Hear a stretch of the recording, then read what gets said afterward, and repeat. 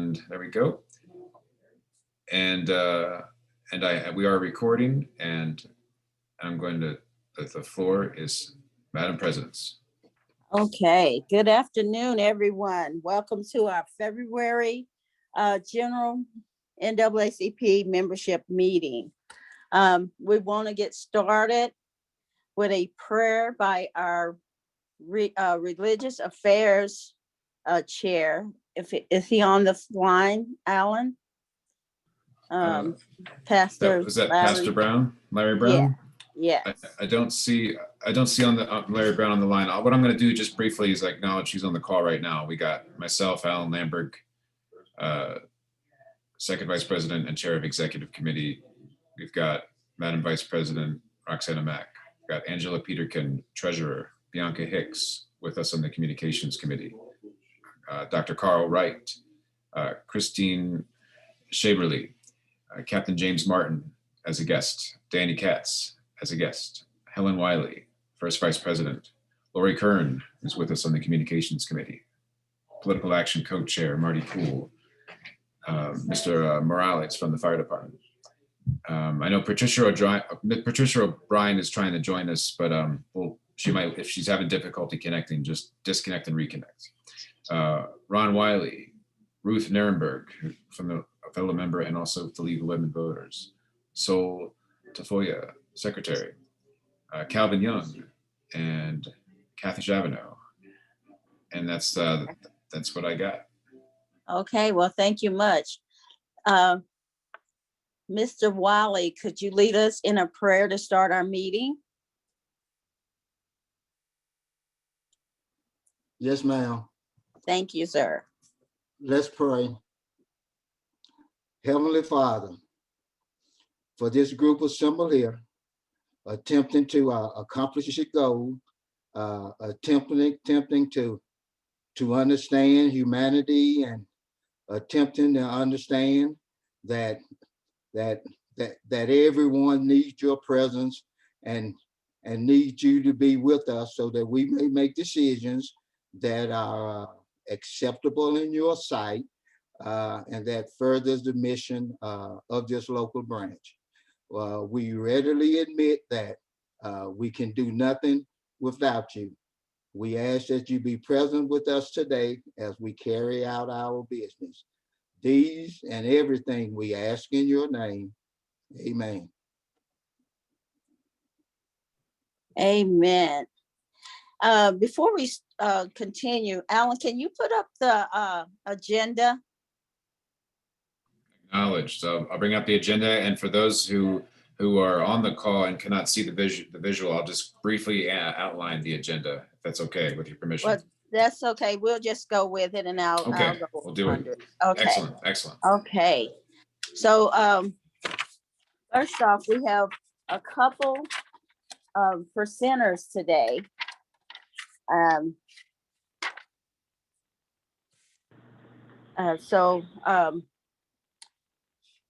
first one is Captain James Martin of the Pueblo Police Department. As you know, during the summer, when we had the civil unrest, our branch reached out to our law enforcement and held a conversation with law enforcement forum to discuss the issues that confronted the community and their trust in our law enforcement. At that time, the state legislature was working on a law enforcement enhancement bill, which addressed inappropriate force and how officers would intervene with the public. That's where we get to the ABLE program that the Pueblo Police Department has implemented, and we support it and stand behind that program. It's active bystandership for law enforcement training. And I'm going to have Captain James Martin detail that program and our effectiveness in. Mr. Captain Martin, it's you. I'm going to turn it over to you for your presentation. Thank you very much. I've met some of you. I haven't met everyone here on this meeting. Tell you a little bit about myself. I am a resident of Pueblo, born and raised. Currently, I'm the captain in charge of special services, which is internal affairs, training, code enforcement, and our police academy. So in talking about Senate Bill 217, part of it was duty to intervene. And we've had that in our policy for years at the Pueblo Police Department. But the interesting thing, and if you look at the history of our country, there are numerous cases and situations, not only in our country, but in the world, where things have happened and nobody intervened. One of them is the Kitty Genovese case back in 1964, where numerous people heard the attack or saw the attack and nobody intervened. Having a duty to intervene, we teach our officers how to arrest people. We teach them how to investigate cases, how to drive cars and all that things, but we've never had anything to teach them how to effectively intervene in a situation. And as we can see through history, it's difficult for human beings to intervene and put them in that position. So doing research and trying to find programs within our country to help do that, I came across active bystandership in law enforcement, which is a program that was developed in Georgetown University. It is based off a program that started in New Orleans called EPIC, which is Ethical Policing is Courageous, and the research by Dr. Irvin Straub. Dr. Straub is a survivor of the Holocaust and had done numerous experiments and research on human nature and intervening in situations. We went ahead and applied for it. Currently, there are about 70 agencies across our country and 3 agencies within the state of Colorado that have been accepted into that program. The 3 agencies in Colorado currently are Golden, Denver, and us. It provides us the ability and tools to teach our officers how to intervene in situations. And the interesting thing about the training that I learned is it's not just intervening at that time when a situation is happening. It's intervening before, when you notice that an officer's having an issue with mental health, an officer's having an issue at home, an officer's having an issue at work, and being able to intervene in that situation before it becomes something that becomes traumatic or a crisis. Some of the tenets of ABLE are, I'm trying to do this both here, is it is supposed to reduce unnecessary harm to civilians, improve community and police relations, reduce unnecessary harm to officers, improve officer health and wellness, reduce the risk of officers losing their jobs, improve job satisfaction, reduce risk of lawsuits against the department, city, and individual officers, and improve citizen satisfaction with their law enforcement agency within their community. And the training is initially an 8-hour training, and then we have to have mandatory 2-hour training every year to ensure that we continue to stay on the forefront of that program. It's interesting to see that this concept has never been thought of before until 2021. And there are other professions that have developed this type of concept. Airlines have developed it for their pilots, and the medical profession has developed it within like operating rooms and situations like that, where whoever is operating that flying that airplane or in that operating room, they're going to make a mistake, somebody intervenes and stops that from happening. And I think this program is going to be very fruitful for our department and our community. I think it's really going to assist in helping us continue to build that community relationship that we have, and continue our department to be on the forefront of progressive policing within the state and the country. I'm open for questions if anybody has any type of specific questions about the program or any other information they'd like me to give.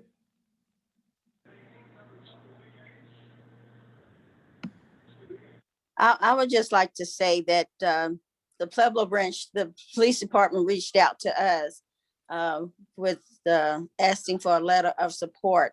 And we were in total agreement with this concept of intervening, training our officers. It has to be a part of their yearly training and daily training. I know I spoke with the chief of police in reference to this issue, and he stood by it firmly, that we must, um, stand in the gap, per se, in helping our officers and letting them know that it's okay to intervene, that you're not, they have a family pack, and it's not like you're going against the family when you're intervene. So we're just happy to be a part of this initiative. I think they have started implementation of it in the police academy here at Pueblo. Is that not so, Captain Martin? Yes, our police academy officially starts on Monday, and they will be getting 8 hours of able training within the academy. Currently, like I said, there's 2 instructors right now. It's me and Officer Brian Roman. I'm going to be the program coordinator for the ABLE program at the Pueblo Police Department. And we also have 2 more instructors that are going to be trained next month. And then Okay. we'll roll it out initially to our police academy, and then start rolling out from the top down to every single officer in our police department. Okay, well, thank you.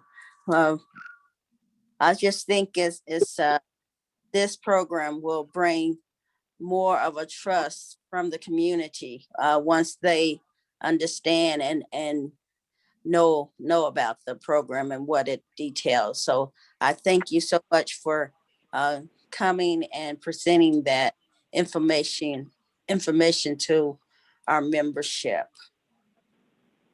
Are there any questions for Captain Martin? Madam President, there are a couple of questions in the chat room. Okay. I am not following chat. Alan, are you following the Sure. chat? Yeah. When you're all ready, I can read the questions. How about I read the questions out loud, and then we'll take turns getting questions from the group. I do have a follow-up question to mine that's in the chat room. Oh yeah, sure. Miss Lori Curran. Yeah, Lori Curran said, she wrote, "Will that training cover affairs who subscribe to white supremacy?" That's the question. And Lori has a follow-up comment about that. Go ahead, Miss Lori Curran. Yes, and how would white supremacy be monitored under this training program? Well, Ms. Kern, we have a very thorough and comprehensive background investigation before we hire anybody at the police department, in order to weed out anybody who has any type of issues, which includes a thorough background check, psychological evaluation. We talk to neighbors, we do home visits, we talk to former employees. If there's any type of issue that somebody may subscribe to any type of those beliefs, they will not be hired by our police department. And if any of those issues come up, I can assure you, as the internal affairs captain, we will look into any of those issues. And if anything is true, they will not be a public police officer. Okay. And the next question is from Ruth Nierenberg. Can you provide an example of how this intervention might work? Yes, Ms. Nierenberg. There's several different examples I can provide.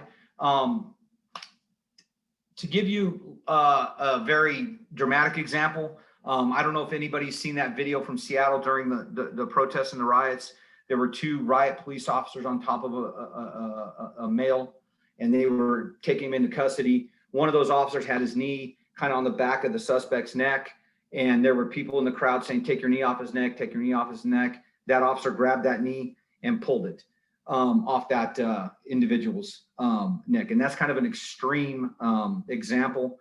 Some of the other examples are, if you're riding with an officer and you know that officer's having problems at home, if you know that he's stressed, he hasn't been sleeping, he's having marital issues, those issues can manifest on the job to create some very critical and damaging situations in our line of work. So what we want to do is we want to intervene before that happens. We want to get that officer mental health. We want to get him counseling with his family. We want to put him in a position to where he is mentally and physically able to provide the type of service we expect him to provide to our community before anything happens and they get put in a position where they make a very, very bad choice and do something very bad. So it's kind of an all-encompassing thing, and it just doesn't start with that situation.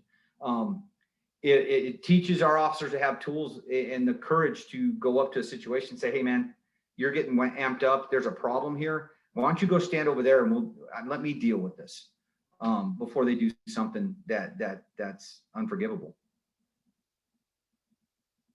Okay, now, is anyone in the audience here has a question? Go ahead and raise your hand or speak up and I'll help coordinate.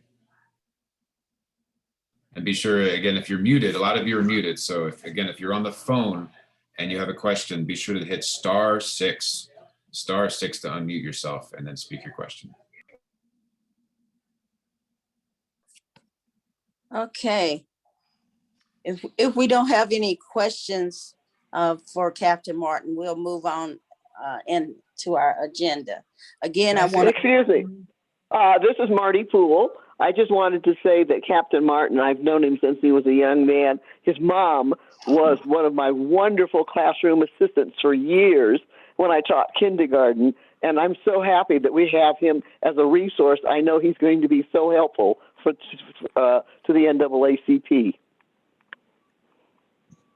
And I just want to let everybody know on this call, you have an open invitation to contact me anytime. You have an open invitation to come down to the police department, no matter unannounced. If you want to come in and talk, if you want to see our training, if you want to see what we do, please come down anytime you want. It's an open invitation and my door is open to anyone. Thank you, Captain Martin. And thank you, Mr. Poole, for that comment. And Mr. Martin, also Captain Martin, Miss Secretary Sol Sandoval Tafoya had asked if you could provide us with your contact information, or what would be the appropriate phone and email address that we could use as well. I'll give it to you both ways. I'll put it in the chat, and I'll go ahead and tell you over the Zoom meeting, so those individuals not able to see the chat can get it. My desk phone number is 719-553-2410. My cell phone number is 719-320-6001. That phone is on me at all times. And my email address is jmartin@pueblo.us. Excellent. Good questions and good information. Thank you. Thank you so much. Next we have, if there's no other questions, next we have is Dan Katz, who is the director of Colorado Public Interest and Research Group, which is a nonpartisan group that works for consumers and the public interest. He will be discussing economic initiatives in Pueblo. For those that were on our state conference in December, Dan was one of our people that was on our panel for economic justice. And he's going to discuss what we need to know and how to take advantage of opportunities here in Pueblo, and to be on the forefront of decision-making in this arena. So I'm going to turn it over to Mr. Katz. Thank you. Thank you very much. And thanks again for hosting me at the state conference too. So I really appreciate it. Appreciate the opportunity to speak to you all. Again, Danny Katz, and my organization's been around for about 40 years here in Colorado, nonprofit, doing lots of consumer protection work, along with some other public health and environmental issues as well. But I wanted to talk to you all today because I want to make sure you're not only aware, but involved and engaged to the extent that you want to be with some stuff that the city of Pueblo is doing around what we're labeling financial empowerment. And it's hard to describe this stuff. I mean, financial stability, financial empowerment. I mean, the bottom line is too many people are struggling to make ends meet. We know that a lot of this is systemic and it's not going to be solved by some of the things I'll talk to you today about, but there are some immediate short-term things that can build towards long-term change. And I think we're starting to see that not just in Pueblo, but in a few other places. There's three big things that I wanted to highlight, all of which I think we're going to see in Pueblo in the next couple of months, if not already. The three big things, one is just there's been a push to just improve the kinds of financial products and services that are in the marketplace. So a number of you joined us a few years ago when we helped pass Proposition 111, which eliminated payday loans, those loans that small loans, but had huge interest rates and really created a cycle of debt for folks. That was an example of something we did where we eliminated a predatory product, but there's still so much work we need to do to actually build out better products, low interest, no fee, whether it's bank accounts or other sort of loan programs, some of which exist and people just don't even know how to access them, or there are systemic barriers for them to access. So there's a whole host of things we're trying to do around just improving the products and the things that are in the marketplace so that people not only can make ends meet, but can thrive in the marketplace and have that financial stability and be empowered financially. So that's the first thing I wanted to talk about. The second is there are a lot of people, we've done, there's a lot of information out there, that can educate people about what a credit score is or what a credit report is, or, how to fill out paperwork to get a bank account. But a lot of times people learn by doing, and we want to move beyond just simple education and literacy. We want to move to really connect people with folks who can really empower them to be more active in the marketplace and not get taken advantage of. And so there are more and more places that are offering financial counseling programs where you actually work with somebody over time, and that builds your skill set and empowers you to really reach more financial stability and avoid some of the traps that are out there right now. So that's the second thing, is kind of this one-on-one counseling, coaching programs that can dig in a little bit deeper than maybe a simple literacy program can. And then the third thing is just basic consumer protections. So there are just places where there still needs to be a law or a rule or a regulation to protect people, whether it's in the housing areas or whether it's around utility bills, which oftentimes can get out of control, especially in some of the Southern Colorado areas. I know you all have some of the highest utility bills in the state. So there's a lot that still needs to be done on that consumer protection side.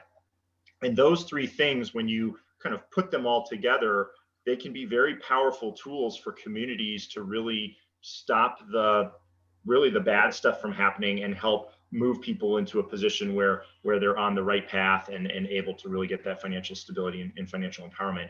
And this isn't a theoretical thing. We're seeing cities around the country start to launch the kinds of programs that I'm talking about. So having financial counseling programs matched together with navigation programs where you can call up and ask some questions and figure out what's the right path for you, or what are the right services that exist that you might not know, along with cities that are doing more to push the private industry to offer better loans, better products, along with taking all the information that they collect and passing a law where needed to stop something that's bad from happening in the community. And oftentimes all of that combined is called an Office of Financial Empowerment. The city of Denver has an Office of Financial Empowerment that does a lot of the things I just described.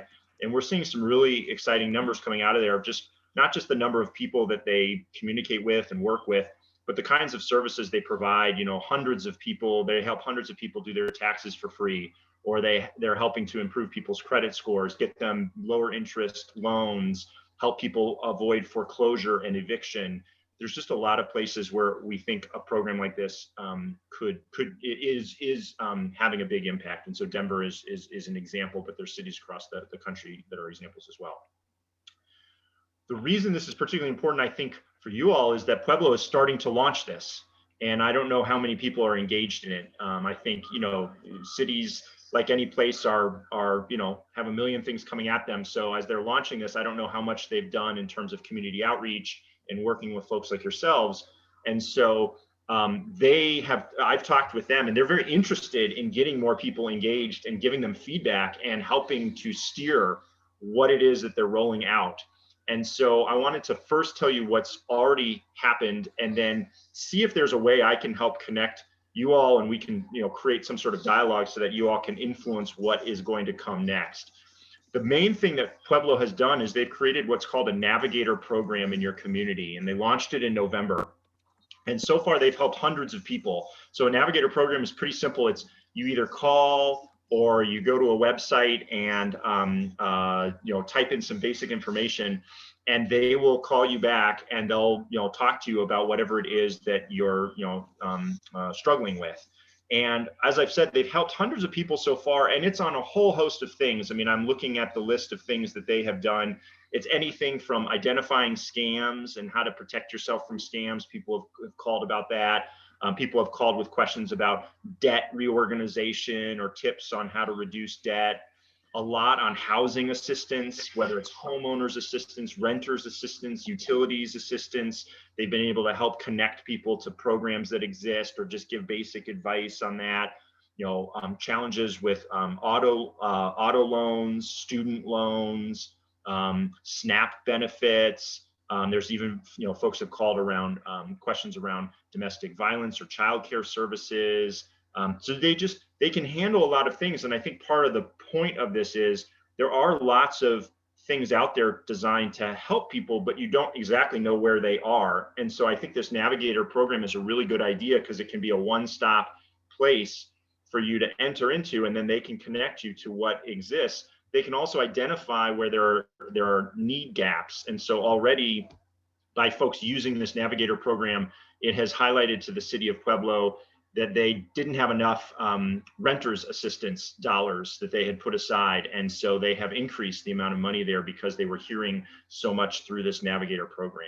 So I'm going to put a link in the chat right here to the program that exists right now. And so at the very least, if there's nothing else you take from me today, it would just be know that this service exists. It is in your community. It is a partnership between the city of Pueblo, the mayor's office, and a local nonprofit called NeighborWorks. And so just know that this entity exists. It's kind of a long website because it's one of those ones that you can put your information in, but that is an important website, and I'd love to figure out ways to get that out to more people. So that's the immediate, it's happening right now. You all should take advantage of it and figure out, are there, how do we get this out to everyone so they know that this resource exists? But then the second piece is the city of Pueblo doesn't want to just stop there. They are in the process of thinking through how to develop a financial empowerment center. So that place where there could be free one-on-one counseling and coaching. It could be a place that people go to, or it could be a thing that goes out into the community to specific spots. Maybe it's part of the school system, like on Fridays when kids are at some of the rec centers or other places. Maybe it could be housed in some of the other community group centers or whatnot. So they're thinking actively about what would something like that look like. And they're also thinking about the product service piece that I talked about. How do we get better banking products, checking accounts, savings accounts, small business loans? How can the city of Pueblo do more to help ensure that the private marketplace is offering the kinds of things that really aren't going to, create debt traps for people in Pueblo, in the surrounding communities? And so they're actively thinking about that right now. And so now is the time to try to organize some moment where you all could be hearing from them what they're talking about and thinking about, but then also providing feedback and getting other people in the community to do that. And so I'd love to chat a little bit about that, but let me stop and just see, do you have any questions about what I've described? And then I'd love to just see if there's something I can do to help create some communication, a forum, or what. I don't know what would be the best way for us to really get in there and make sure this works for you and for your loved ones and for your community members and neighbors. But let me first just see, does anyone have any questions about the concepts I would talk about? Is this information available in Spanish? So I believe it is, let's see, and this is one of the things that's going to be very important for the city to hear is what languages does it need to be available in? What are the routes it needs to be? You know, it can't all be online. There's got to be other ways.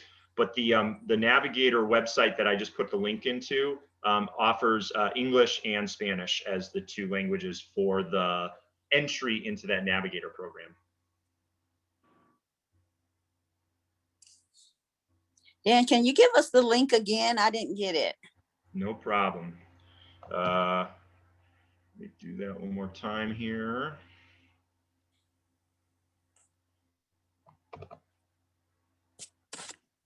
And I can email this to you as well. Okay, thank you. I'll email that to you, but I put it in the chat one more time. Okay. And I also would like to connect you with our economic justice chair, and maybe we can work with you and your organization in what the Pueblo branch can do within these entities. I know I'm a proponent for always trying to be ahead of the curve. Yes. And if we can put some input into what they develop, it would be great asset for us and the people we represent. So. Absolutely. And I think you're in a very important voice. So I think that would be the next question I'd have. And then of course, 311, somebody put in the chat, you can access this via 311 as well. If you call 311 and ask to speak to a financial navigator, that is another way to get into that. Okay. Before I ask a question about outreach, does anyone else have any questions about what I just said? Dan, I'm wondering what part of the city is convening this or facilitating this process? Yeah, so it's the mayor's office.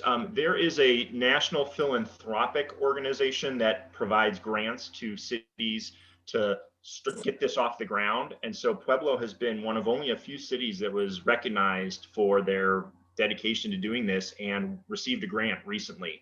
That's how the Navigator program was launched, but they also have a grant to convene stakeholders to talk about what's needed. And like any major city that I've experienced, they have their hands on a lot of things and they barely have time to, check their emails. So I'm trying to help get out into the community where I don't know if they're really doing that in a robust way. So hopefully they're very interested in talking to as many people as possible, but I don't know if they know exactly the best ways to do that. So it'd be great to get you all involved. Yeah, this way we can make sure that the underserved communities are a part of the planning and that we are included. So I really appreciate this information. Would the best way be a forum or, something, basically pick a time, pick a day and invite folks like yourselves to come and have the city there to talk a little bit about what they're thinking, but really to listen? Is that a good way to try to, pick a time, pick a day, pick a time and invite folks? Is that a good way to do this?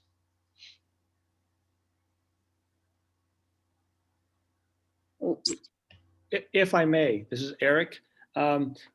Perhaps, I know, is there a separate like a brochure or any kind of like web summary you have out there that can be distributed to sort of identify what your program is, how we may contact you, and what areas you're specifically trying to push forward? It's a little bit more precise. I realize there's a finite amount of time today, but is there any kind of site we can go and say, hey, this is what Mr. Katz is about.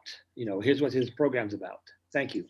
Yeah, and I don't think there is. I mean, again, I'm trying to play that convener role, helping to fill gaps where recognizing others don't have the running out of bandwidth. So I don't believe the city has a site. The Financial Navigator link I sent you describes the Financial Navigator program. I don't think there's any other sort of external site.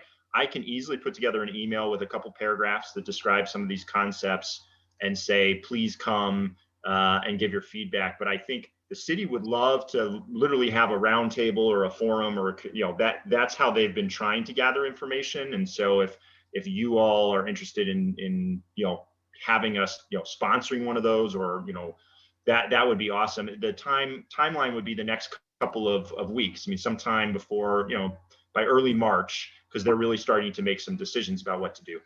Yeah. If I may, Madam President, Mac, maybe perhaps that's something you could organize and do a round table or set aside a seminar or whatever you want to call it, so that we could, and also reach out to the Latino Chamber of Commerce and sort of see if we can get some sort of round table of interested party with yourself, Mr. Katz, and the city's representative, whoever that might be, and see, where we can point this to in a more target specific approach. That would be what I would recommend. Yes. Thank you. Yes. And I agree with that, Eric. I think we need to reach out to some of the other organizations so that they can be a part of impacting what what is needed in our communities. I know we have someone on our Dr. Carr Wright. Their organization would fit into this seamlessly. So I will talk with Dan, and let's we'll organize something soon within the next 2-3 weeks, so we can be a part of the initial action, where we can put our input in to where we think information is needed. That would be great. And helping to identify where people are struggling in Pueblo and what are the most, is it renters and, is it getting a loan? Is it, the marketplace is so complicated. So all that information will be so helpful. I look forward to working with you, and we'll set that up. Thank you so much. Okay, thank you. I have one question real quick. So is this program available to only citizens? Is there, does that requirement exist? Or could it be someone who's seeking asylum, someone who's a resident, but not necessarily a citizen? So do you know about those requirements at this point? As far as I'm aware, the Financial Navigator program doesn't ask any questions about that. So, so I'm 90% sure on that one. This is a program that the city is putting together, so a lot of that will be determined by the city itself. So I think your feedback on how that should be would be really helpful, because there's no strings attached from the philanthropic side. They are just supposed to do programs that help people. So I think the city has flexibility to do a lot. There will, at some point, it would be great if the city put in some dollars to support the program themselves. And there might be, strings that I'm not aware of on that front. But at right now would be a great time to raise your voice and give feedback on that specific piece. Thank you. Thank you. Okay, thank you, Dan. Good to see you again, Dan. Thank you for joining us again. Yeah, absolutely. Thank you. And we'll be in touch.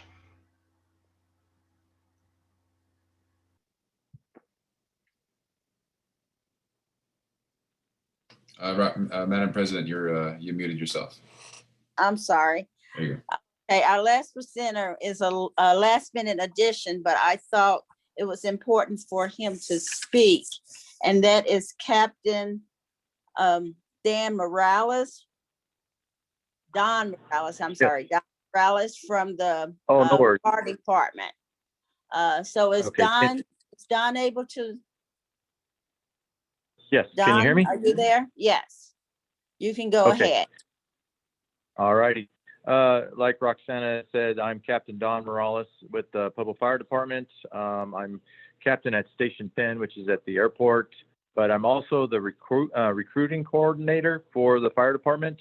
And that is the purpose of my, joining the meeting today, is I want to put it out there. We're trying to reach out, especially to groups here in Pueblo. The fire department, we get recruits from and applications from all over the state and the country. What we're trying to do is really help groups locally to through the process. And that's a part of what I'm trying to present, is that getting a job at the fire department is actually a process. It's not just fill out the application, drop it off, and then wait for a phone call. I've got a sample, and I'm not sure about the dates, how firm they are, but the sample is, so the process actually starts with the application period. They call it the application window. So they open that for 4 weeks. And that 4-week period of time, if you don't get your application in, then you are out of the cycle for at least 2 years. It's a 2-year cycle. So we only open the window to applicants for a month, basically 4 weeks. And if you don't get that in, then it's just like you're not going to become a Pueblo firefighter. Once you get your application in, then there's 2 tests that you have to take.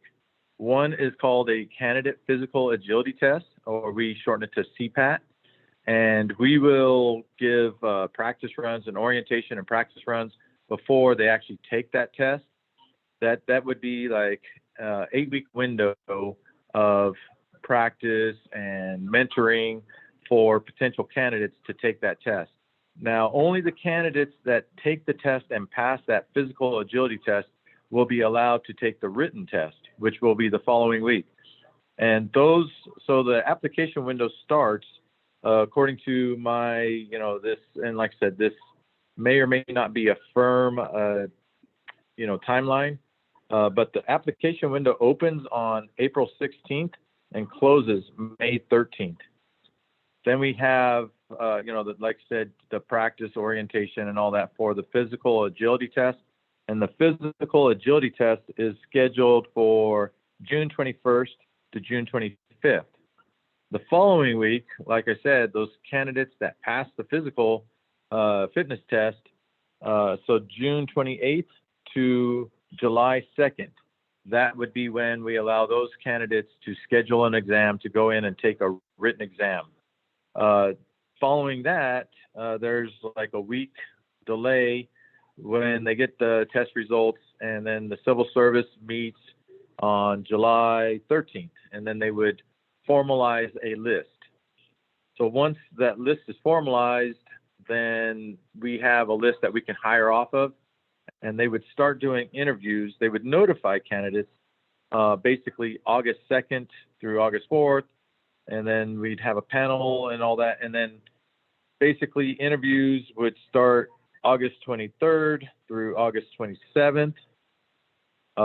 And after that, after the interviews, then we would give conditional offers, do background checks, schedule psych evals, and then basically after that period of time, there's like a 3-week waiting period before we make a formal offer, which that, according to this timeline, wouldn't be until October 6th.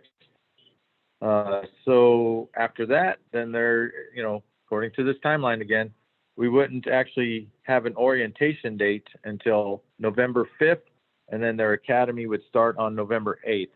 So that's one of the things that I want to point out, is that this is a long, drawn-out process, and it's a process set up by civil service to make it as fair to anybody, whether, your race, religion, nationality, or whether you live in Denver, Pueblo, or Florida. It has to be fair so that, Pueblo avoids any kind of lawsuits on our hiring practices. But I just wanted to join this call so that, we're trying to, like I say, reach out to local groups so that we can get more local candidates and hire more people locally. We do have good people from other parts of the state and either other parts of the country. We have a kid who got hired on. He lived in California, took the test out here, and now he works for the Pueblo Fire Department. Good kid. I would prefer to see a good kid from Pueblo, though. So that is what we are trying to do, is just, reach out. And I have a request of anybody on this call on how to reach more people locally. We, in the past, we went out and we did like informational meetings at locations like the library, the Rawlings Library, the Neighbor Works over on the south side, the El Centro Center over on the east side. So we're open to doing that again if we can do it in smaller groups where we can, meet COVID protocols and all that. That's not out of the question. I will put my information on the Pueblo Fire Department website. And anybody who has any further questions can contact me personally. And I can give you that information right now. My name is, once again, is Don Morales. I'm captain with the fire department. And my phone number is 719-569-2960.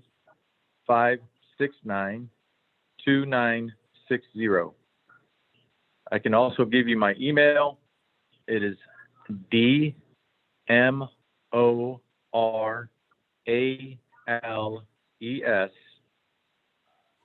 then the @ Pueblo.us. So I'm open to any questions. If there's any more information you want, and you just want to contact me personally, go ahead and either call or text me, and I will get back with you. Thanks, Roxana. Thanks. Thanks, Don. We have been working with the city of Pueblo, the police department, as well as the fire department in their recruitment efforts and trying to get the information out to people of color. As Don was saying, we want our people in our community to be hired. And it's imperative that we get this information out to our people. I know the fire department, well, the city as a whole right now has a great opportunity because now we can do Zooms. We can create forums to get that information out to larger groups of people where you don't have to go to a certain area, as he was stating earlier, where they went to the east side and different areas of the community. Now, I think you could put do a recruitment via Zoom. We just need to get that information out to the people that you're going to be doing it and the information that's going to be provided. I know the window is April 16th. So we need to start sharing that information about the upcoming appointments where they're taking the application, because that 2-year window, once it's closed, that's a long time for a lot of people to not be able to access the opportunity. So it's imperative that we as a unit, and that's why I brought Don on, so we could get this information and then share it with our constituents, share it with the people that we come in contact with, share it with the people in communities that need to be represented on both of those departments. I know the last time, I think we had one African-American that did get hired, and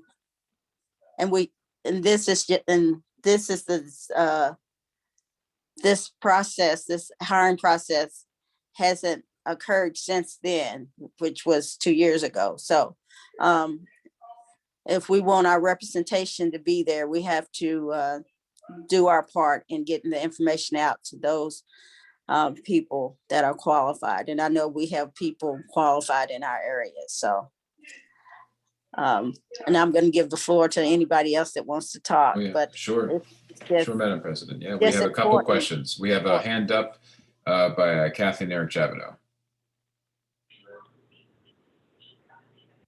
Sorry about that. Yeah, hi, Captain Morales. This is Eric Javino. You may run across my name on the Civil Service Commission by chance. If you haven't, you probably will.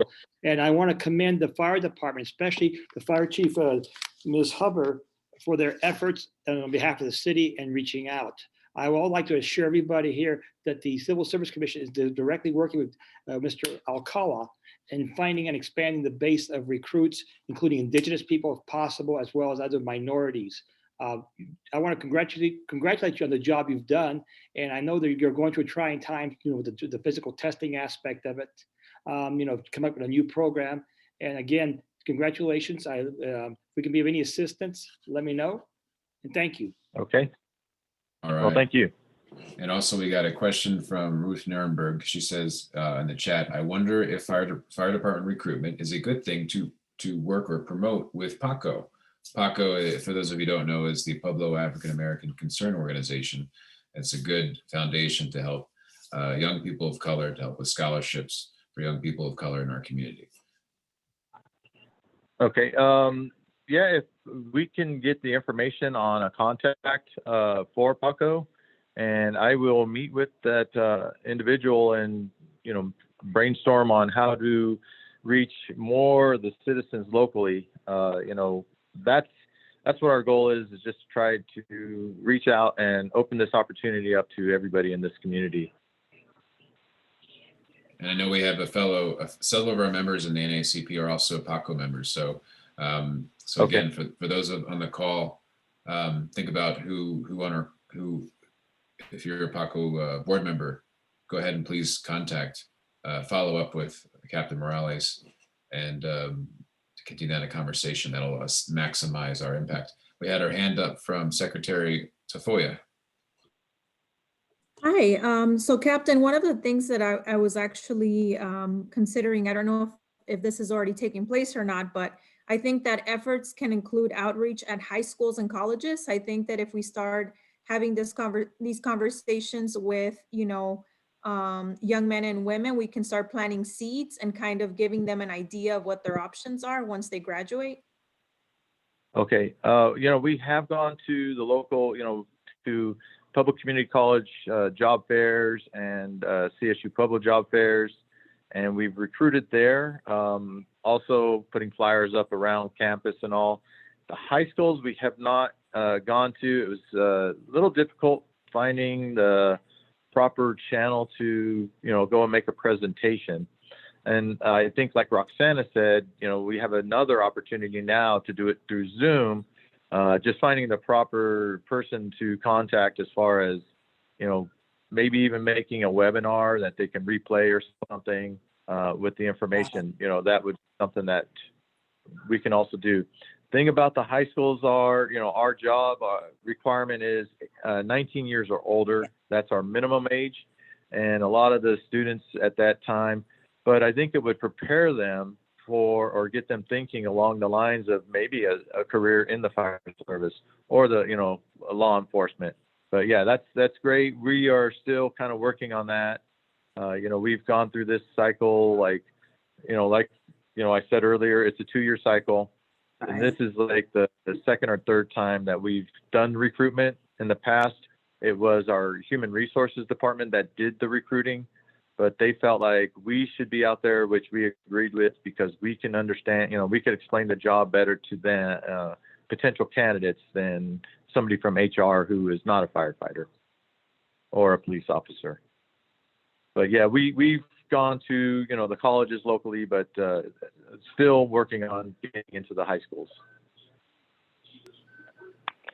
This is Marty Poole. That's exactly the question I was going to ask about high school and college recruitment, what you had done. Even though the high school, to recruit for scholarships when I was doing for the Ebony Fashion Show, we contacted all the counselors, got a great response. And even though the kids might not be of age, like 19 yet, they might have family members at home that are brothers or sisters that would be interested and eligible. So I wouldn't count that out.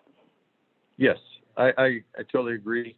And like I said, it's just a matter of, us, going forth. And I think, like you said, I think I was trying to contact people at the district level, and I think I needed to just contact them at each high school. Like exactly. You said, counselor, the best, contact point. So right. Okay, great.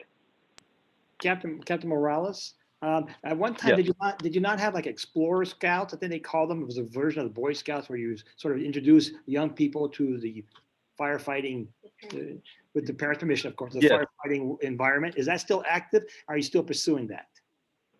Okay, that's a good point. We did have an Explorer program that ran for years.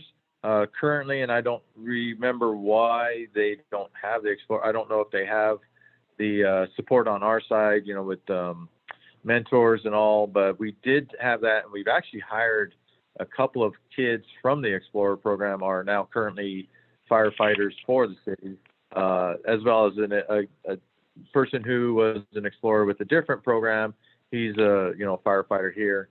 So the Explorer program was an opportunity for us, but right now it is, I think it's inactive, and I think it's being looked at to, they're trying to, start it up again. But that was a good option for us, to recruit from the local high schools.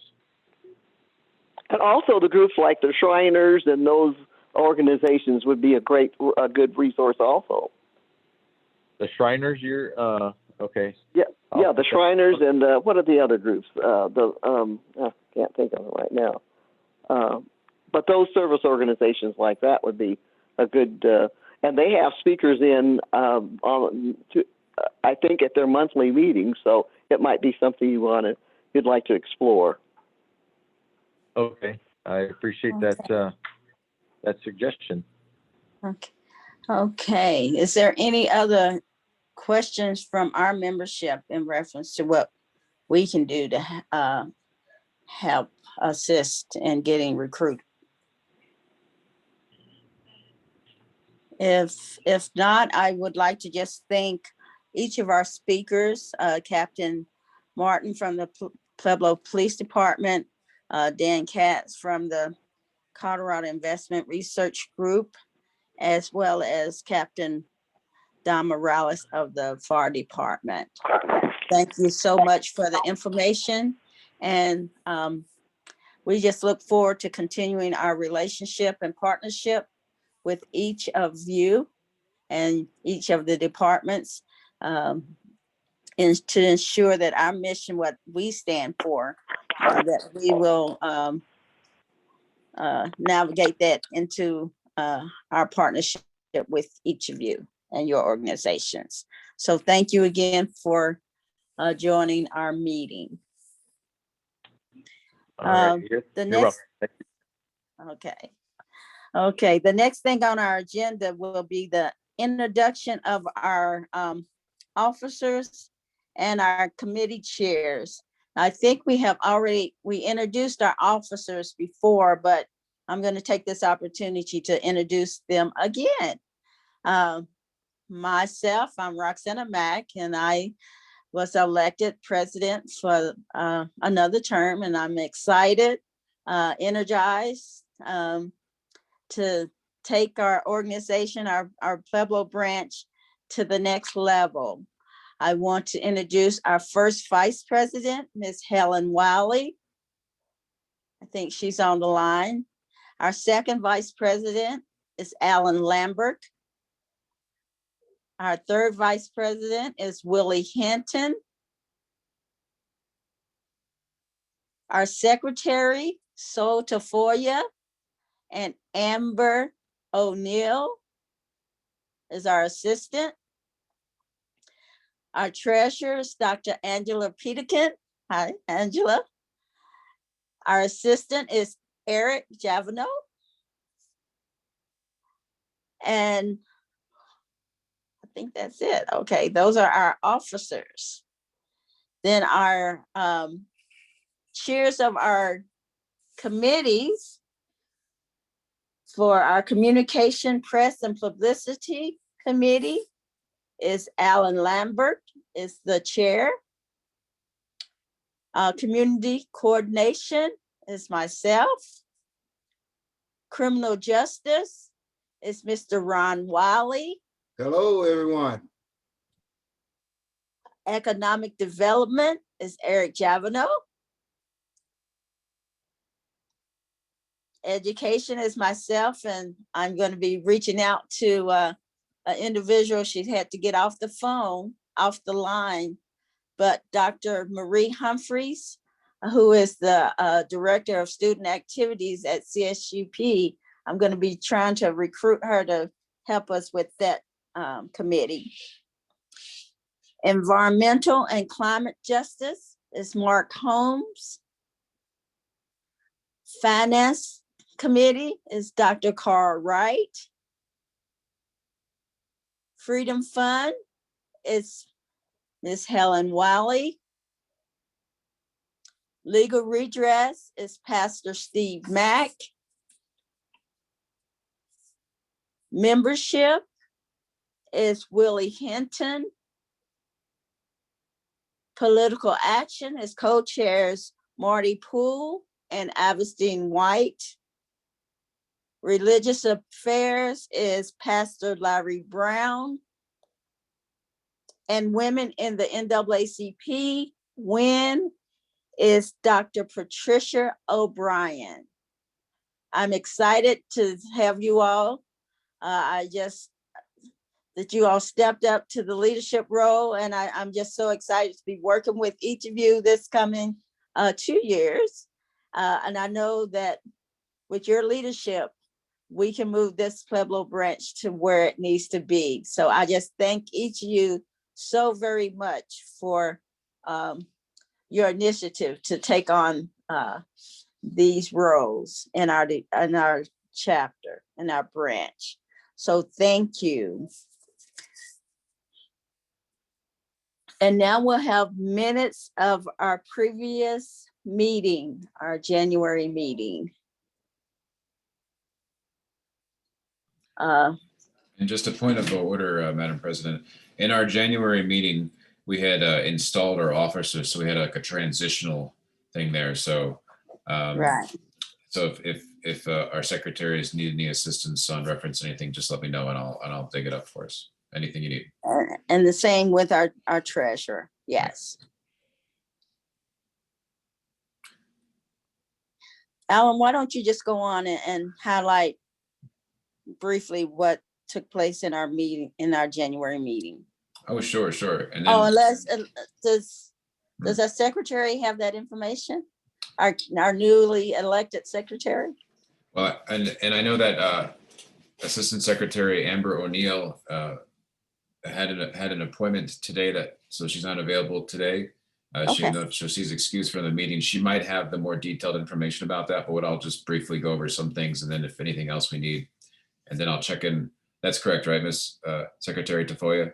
Okay. So then I think what we'll do is we'll just defer the reading of the minutes and the complete reading of the minutes for the next meeting. That would probably be the best thing to do. Correct. Yeah. Yes. Right. Very good.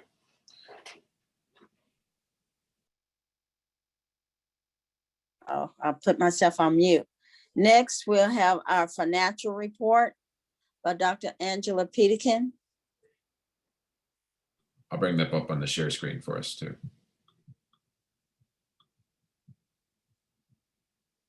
Can you hear me? Affirmative. Okay. All right. Yes. So if you could bring that up, Alan, or I can share a screen if you have it. Okay, perfect. Thank you so much. Our beginning general ledger balance as of January the 1st, 2021 was $17,197.20. General revenue would be one membership, $30. Total revenue being $30. Our general expenses, $16.12. And that was for the Zoom virtual meeting amount.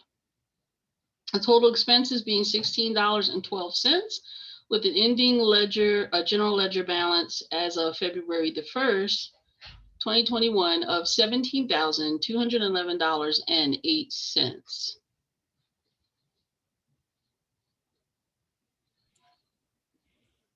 And that would be the final report, Madam President and members. Thank you, Madam Treasurer, for that report. Can I get a motion that we accept this report?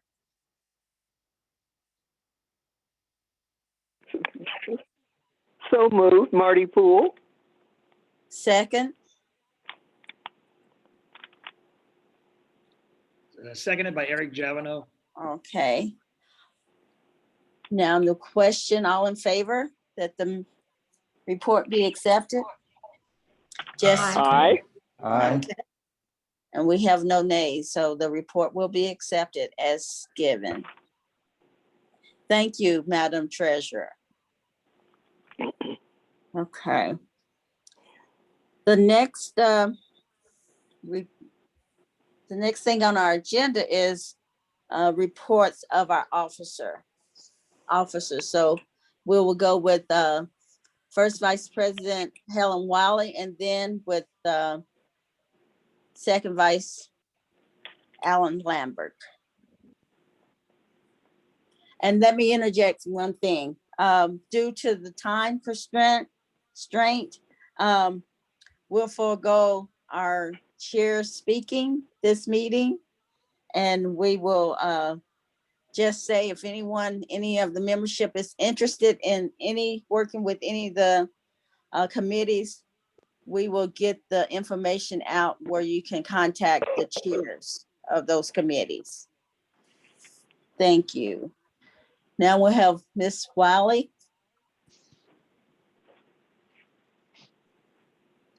So Ms. Wiley, be sure to press *6 to unmute, because since you're on the phone there you go.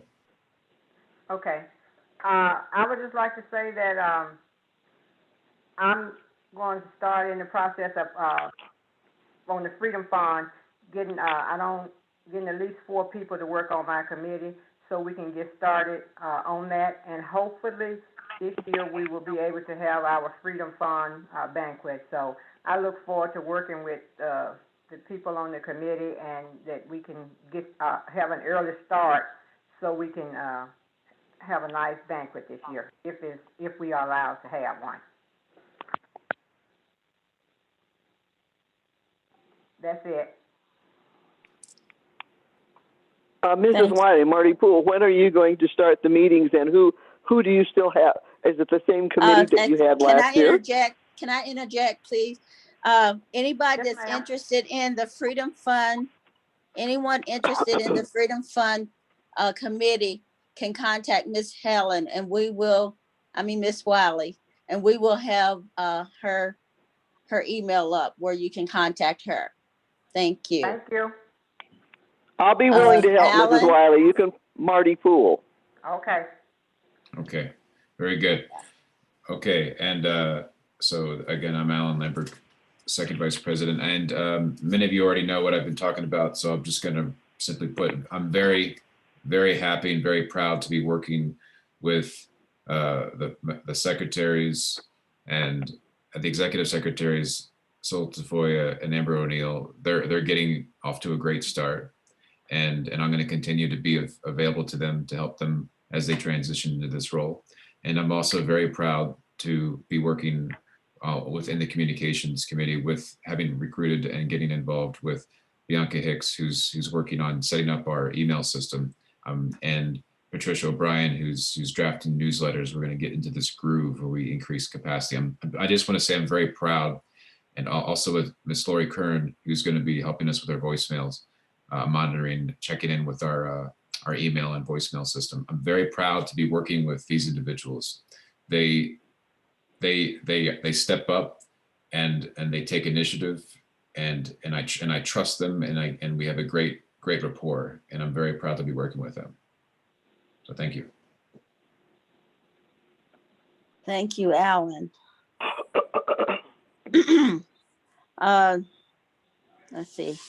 Next on the agenda will be our old business, which was the donation to the League of Women Voters of Colorado and the Leader of Democracy. They had their conference on Thursday. A very, very insightful conference. I enjoyed it. I want Ruth to know that we thank her for allowing us to be a part of that conference. And if she wants to say anything in reference to that, I'll give her the floor for a few minutes. Is Ruth still on? She is. She's muted at the moment. So Ruth, okay. If you would like to. Yeah, well, thank you, Roxana. I thought it was very interesting, very well done too, and just a really tight presentation. Yes. I was particularly impressed. I was impressed with all the speakers, but I wanted to mention especially the young man who had done a video about Dr. Justina Ford and her life and her contributions. He was just, he gives me hope for the future, young people like that do. Yeah. So, and of course, Lauren Castile with the Women's Foundation, and Polly Baca, just all incredible honorees. So thanks for helping us with that. We really appreciate it. Thank you so much, Ruth. And we'll make sure that our donation gets to you all. Our new business was the Pueblo African American Concerned Organization donation. We received a letter from PACO in reference to their fundraising banquet. They normally have a annual banquet, which is the only fundraising activity they have for raising monies for scholarships for the young people. And because of the COVID, their banquet has been canceled, but they did reach out asking for a donation. So I would like to bring that to the body and have discussion on that.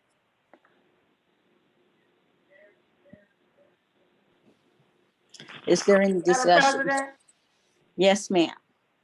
I move that we give PACO a donation of $200 to help out with their needs for scholarships for the students. Marty Poole, second the motion.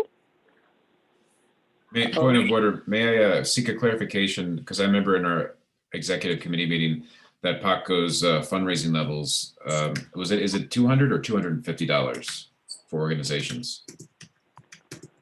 I think we could donate whatever whatever the board or whatever the general membership decided to donate. If we were doing $75 a ticket, which that's what PACO charges for a ticket. We said I think $200 was what was brought up. I brought it up at the Marty Poole at the executive meeting, and I thought we talked about $250 because I sent in a personal donation of $100 for myself, but for the organization, I'd like to amend the to $250. I would second that motion. Okay. Okay, well, we have a motion on the table to give a donation to PACO for their scholarship fund of $250. It has been properly seconded. Now, the question for membership, all in favor? May I, Yes. just as a housekeeping item, may I do a roll call? That way we got very thorough, may I do a roll call, Madam President? Yes, you may. Okay, so be sure to, so go ahead and unmute yourself, and that way members, as I read your name, just say aye or nay, and that way we'll do a roll call and document whether you're for or against the motion, and that way we can demonstrate to our membership that we are very clear and transparent in how we deal with, especially when we endow with other organizations. Right. So as follows, in no particular order, but go ahead and unmute yourself, *6 if you're on the phone. Again, *6 if you're on the phone. And then when we're finished, I'll mute everyone once more. So Alan Lamberg, aye. Helen Wiley. Aye. Marty Poole. Aye. Angela Peterkin. Aye. Bianca Hicks. Aye. Calvin Young. Calvin Young. That might be an abstention or audio error. Dr. Carl Wright. Aye. Christine Shaverly. Aye. Kathy and Eric Javino. 2 ayes. Lori Kern. Aye. Mark Holmes.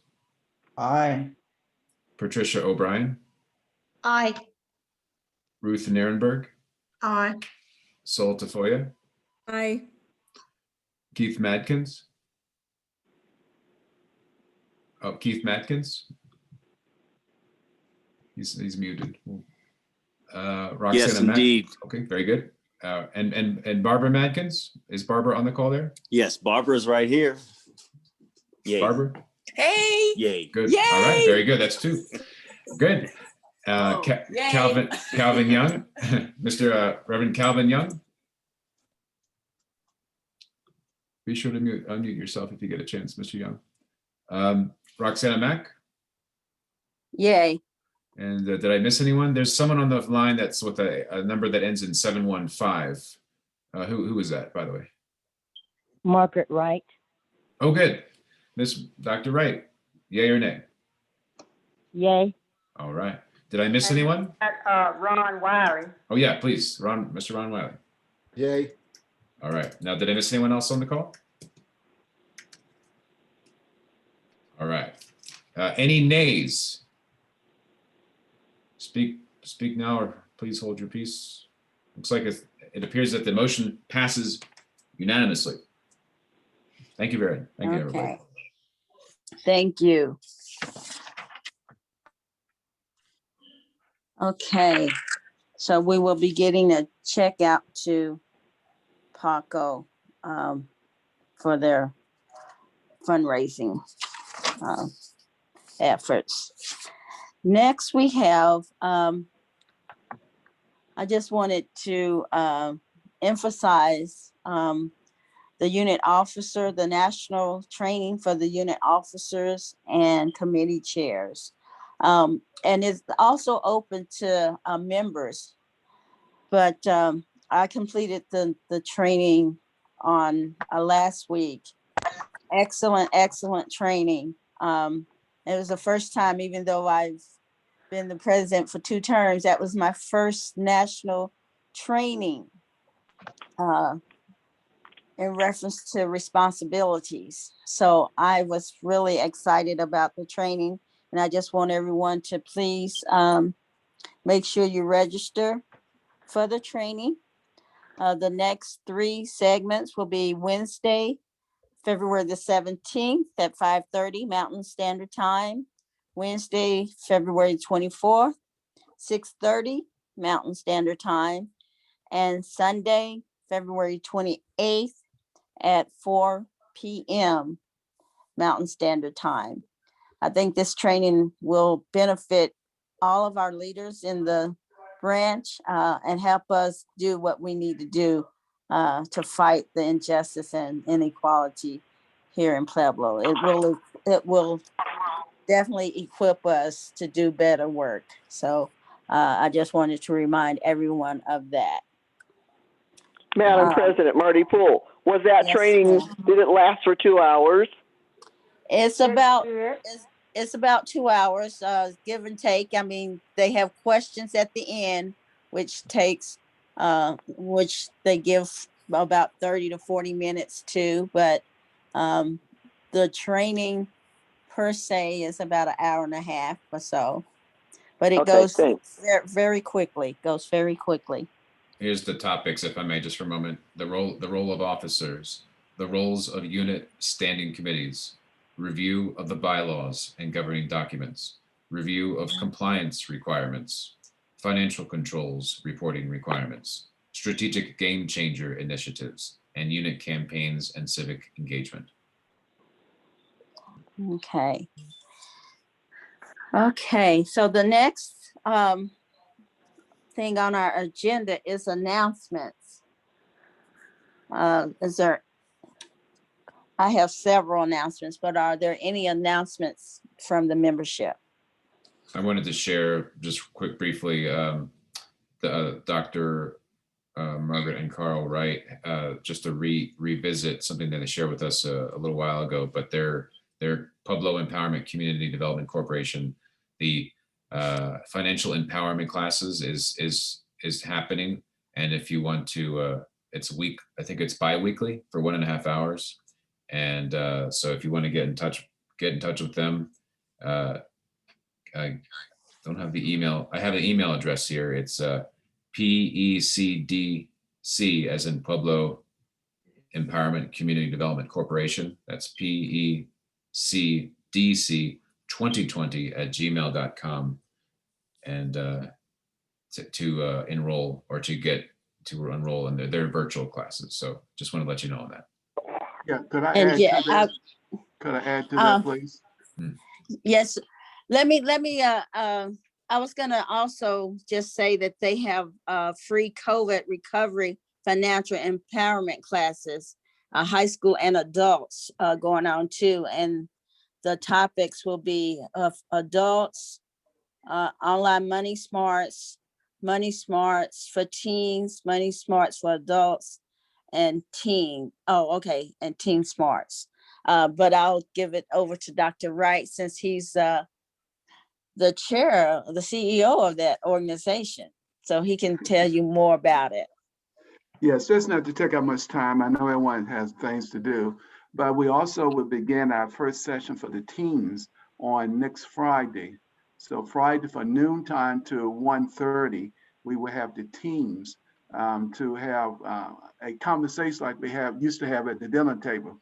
So we want to go over financial matters with them. So that'll be 12 noon on the 19th of February. We will have teams. We have sent out advertisement for District 70, and I believe some also going out to District 60. So if you have any teams from the 9th grade to the 12th grade, we'll be glad to welcome them virtually online, and it's all free. They just need to register so that we'll know they're coming, and it will be a Zoom meeting, virtual. Okay, thank you very much. Madam President, you are muted. Madam President, you are muted. Can you put the website in the chat for us to get? Okay, yeah, Dr. Wright, if you could do that, if you could share, can you share that website in the chat first, Dr. Wright? Okay, and another announcement that Secretary Tafoya wanted to share, and I'll just very briefly introduce it, and then Secretary Tafoya can go into detail. But the communications and secretaries officers have pitched the idea of maybe doing a social media, another social media tool for the branch. It's a Facebook group that will be public, just as a way to make information readily available on social media. I personally don't use, I'm lowering my social media uses, but I do see the value in having something out there so people who use social media can just visit and just say, oh, there's the meeting times and here's what they're working on. Great. And then they can join the group and stay informed. And that after Secretary Tafoya briefs us on that, I would suggest we make a motion to adopt and implement that. Secretary Tafoya, the floor is yours on that item. Hi, so what I'd like to suggest is for us to start off with just an informational Facebook page, just something that gives some basic information. It'll give us the ability to share any events that we're ever working on. And so just think of it as just an informational page at this point. If down the road we decide that we would like to have something that is for members only or something, a little bit more complex, I think down the road we can definitely work on that. So today, all I'm asking is, should we start an informational Facebook page that would be available to the public? And some of you might be aware, like the Pueblo Activism Exchange is a group a Facebook group. It's a good example. I'm going to just bring it on the share screen. It's a good example where members of the community started an activist group where individual profiles join. As you can see, they have like 260 members on this public group. It's public, so anyone can visit and read about it. And it's just a way, so all those 261 members, they get notified on when something's posted to this group.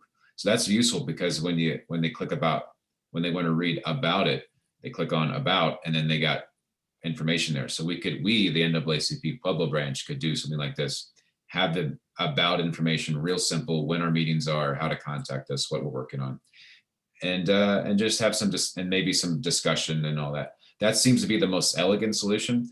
There's other types of tools for like public, like actual page groups, different than a page. A page is more complex and requires a little more upkeep.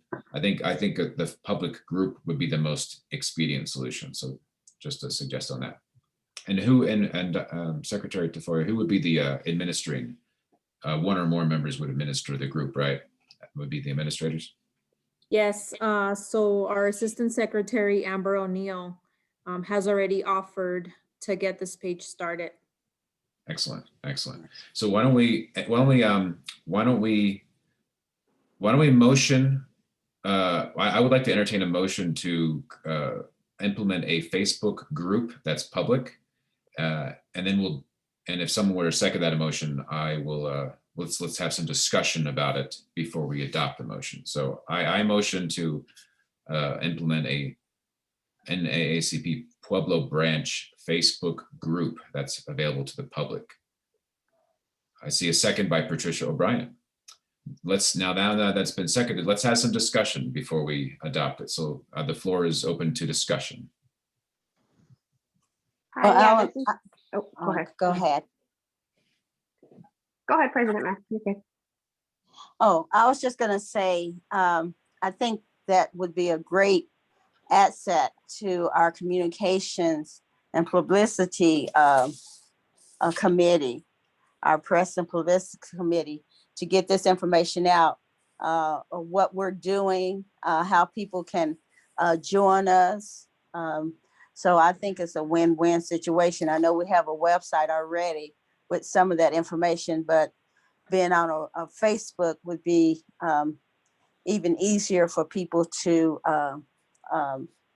get to the information. So I'm all for whatever we can do to get our names out there in the community, let people know what we're doing and that we are here and visible and we're vibrant and trying to, accomplish our mission of combating injustices in Pueblo. So I'm all for it. Go ahead, Ms. Bianca. Yeah, my question was just a point of clarification between the group and the page. I manage our United Way of Pueblo County page, and I like that because it's more central to the information that we're kind of pushing out. You can still have people post to that page, but it's not as open as a group where we would have to really, really be monitoring content of what people are trying to post in the public group. So I'm all in. I would just actually have the change be that it be a specific Pueblo NAACP page that then if you wanted to, you could build additional groups or memberships or any specific activities like that. Yeah, well, no one else would be able to put anything on there other than the administrators, correct? On the page, yeah. You can set it to do that. And then in the group, it's more of a opportunity for people to converse and have discussion on a public basis. Okay.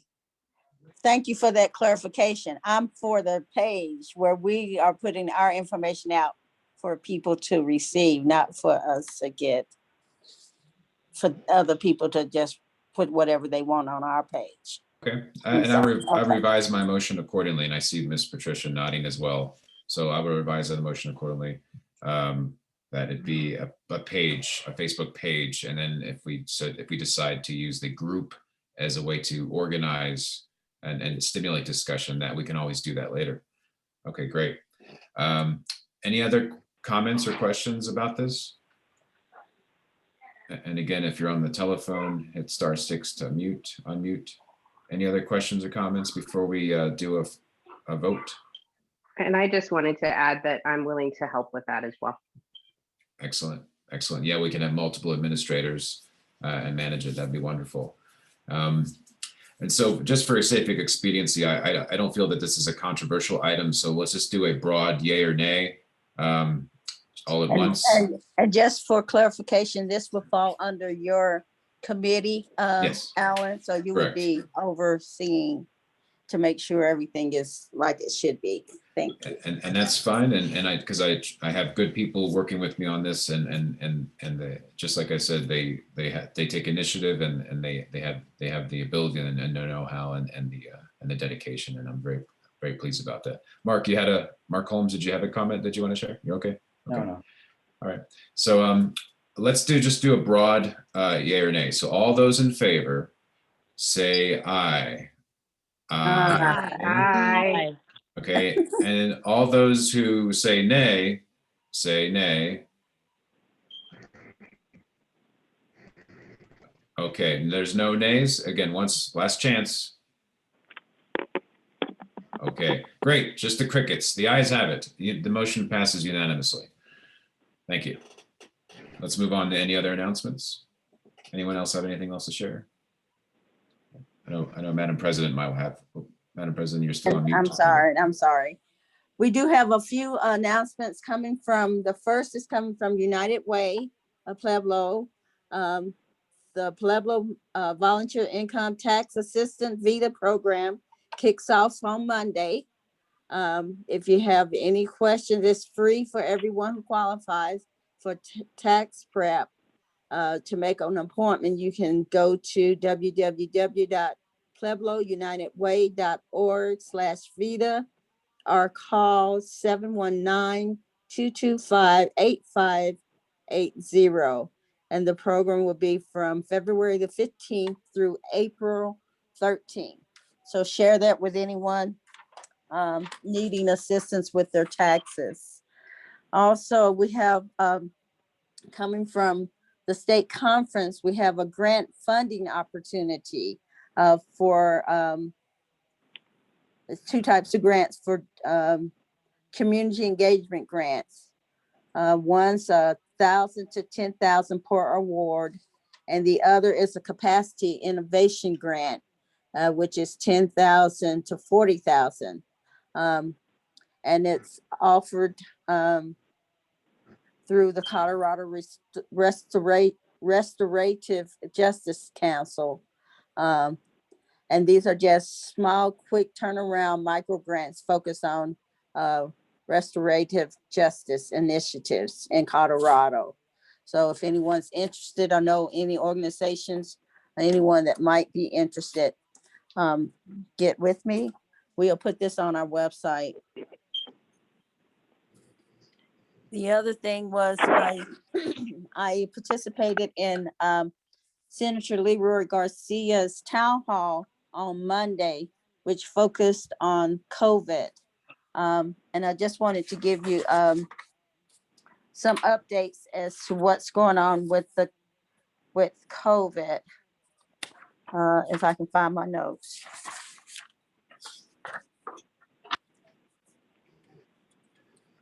Anyway, I can't find my notes.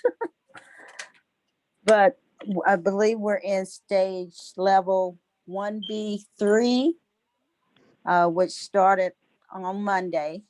They were saying that there's over 780,000 vaccines that have been given, and over 250,000 have taken their second shot. They foresee that we will be continuing in this COVID era through the summer.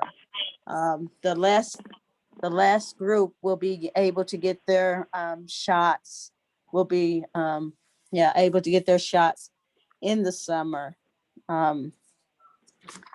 What else? And my concern was that the COVID would be distributed, be made accessible to people of color, communities of color rather, easily, and that we do not be left behind. That we will be able to take the shot, have it located somewhere easily where we can get to it, and that it will be initiated to us. And I think what Garcia was saying was that they're going back to the Capitol this week, and there'll be some other bills and things initiated around that. But just to make sure Pueblo is included in some of those initiatives. Also, the last thing, I wanted to let you know that I participated in a CSUP PAC talk, which dealt with racism. And I will put that site up on our website so you can view that. And lastly, I am working with Nick Potter of the Pueblo City County Library District in reference to chronicling Black history of Pueblo. He was applying for a grant to get that project off and running. Which was going to deal with several entities of Black history in Pueblo. The establishment of the Black community in Pueblo, James Beckworth, Eliza Boone, the A Street Missionary Baptist Church, the history of the NAAACP, the Lincoln Home, First Doctors, first of everybody, first man of color to hold a city office, first, Surgeon General and all that of Pueblo, and then the restoration of Lincoln Home. So we will be working with him with that project. And if you're interested, get with me. We're needing much information and people that might want to help with the research. Let's see. And that's all I have.